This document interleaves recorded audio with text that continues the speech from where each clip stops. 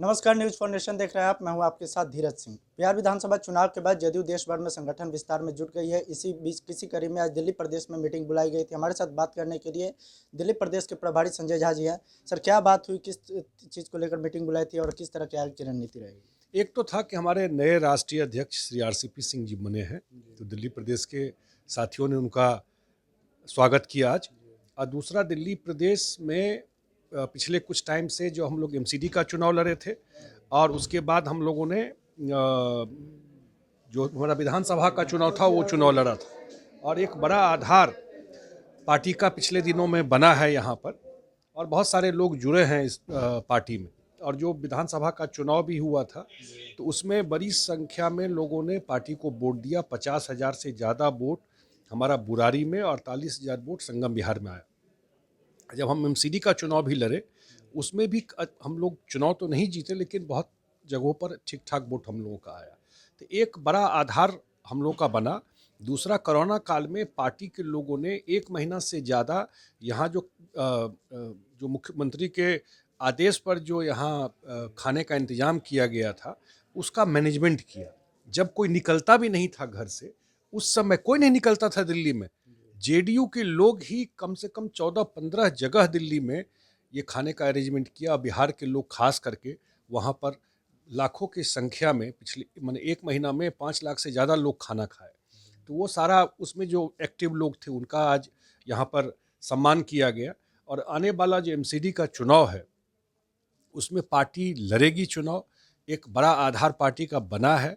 जो vote bank भी है उसमें बड़ा आधार बिहार और पूर्वांचल के लोगों का यहाँ पर है, लेकिन यहाँ पर जो सरकार है उसमें उनका कोई रिप्रेजेंटेशन, सिंबॉलिक रिप्रेजेंटेशन है, कोई ताकत नहीं है यहाँ पर।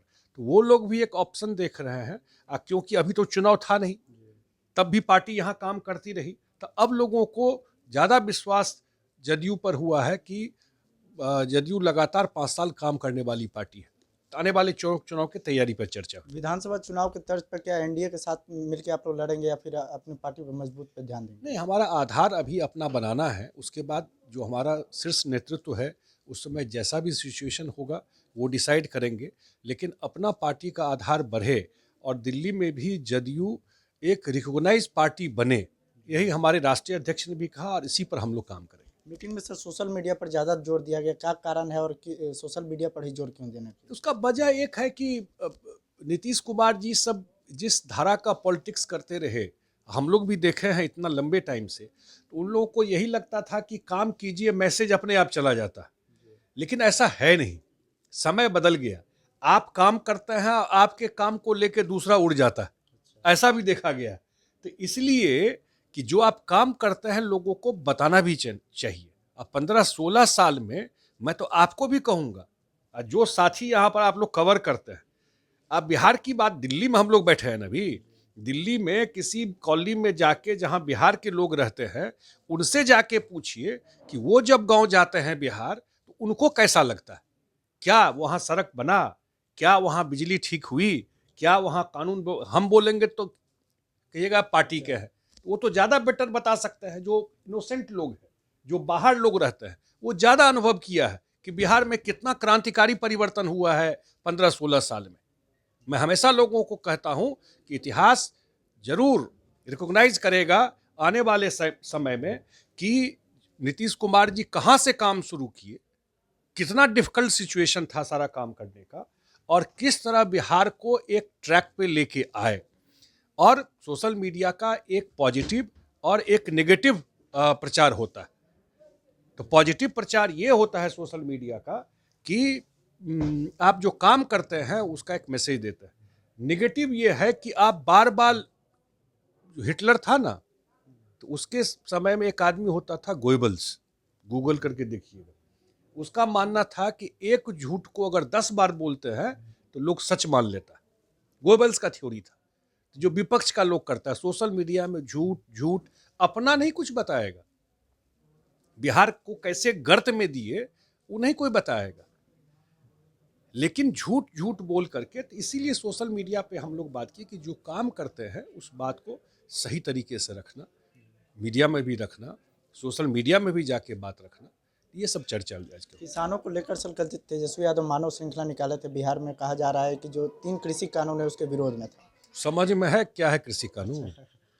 ये चार्टर प्लेन में केक काटने वाले लोग कृषि कानून की बात करें। क्या है कृषि कानून? कितना लाख टन बिहार में पहले क्या होता था जब इनका राजपाट था? खाद का कालाबाजारी होता था। उस पुराने लोगों को पूछिए ना, आप लोग तो यंग हैं भाई, क्या कितना धान खरीद होता था सरकार के द्वारा?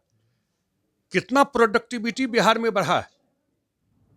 नीतीश कुमार जी 3 कृषि बिल ला करके आज कृषि कर्मक अवार्ड मिल रहा है। अगर 1 कट्ठा में 1.5 गुना अगर उपज बढ़ गया तो उसका फायदा किसान को हो रहा है कि नहीं हो रहा है? एपीएमसी में पैक्स के माध्यम से लिया जा रहा है कि नहीं लिया जा रहा है? तो इसलिए हमको नहीं लगता है कि कोई बहुत संजीदा, और जो हम रिस्पांस जो जानकारी मिली है वहाँ से, तो हमको तो नहीं लगता है कि कोई रिस्पांस इस मानव श्रृंखला में। मुख्यमंत्री ने तो जवाब भी दे दिया, बताया कि भाई हम तो सोशल एक्टिविटी के लिए करते रहे, उसको कम से कम रिकॉग्नाइज तो किए ये मानव श्रृंखला को। और किस किसान को टाइम है जो 2 महीना छोड़ के किसानी ये काम करेगा? तो बिहार में हमको नहीं लगता है, किसी से बात कीजिएगा कि इस आंदोलन को कहीं से समर्थन है, और निश्चित रूप से जो रिफॉर्म किया जा रहा है इससे किसान को फायदा होगा। एक आखिरी सवाल है कि सर, जिस प्रकार से बिहार में मंत्रिमंडल का विस्तार में देरी हो रही है, कहा जा रहा है कि बीजेपी इसका कारण है। नहीं, कारण नहीं, ये प्रेरोगेटिव मुख्यमंत्री का है। आज आप अलायंस में होता है तो आपस में बात करके ही, तो मेरे ख्याल से इसमें कोई ज़्यादा समस्या नहीं होगी। बहुत पुराना अलायंस हम लोगों का है, और आने वाले टाइम में निश्चित रूप से इसका विस्तार हो जाएगा। तो ये थे संजय झा जी, जिनका साफ तौर पे कहना है कि दिल्ली में आने वाले एमसीडी चुनाव में मजबूती के साथ लगे। फिलहाल इस वीडियो पर आपकी क्या राय है, हमें कमेंट बॉक्स में बताएं।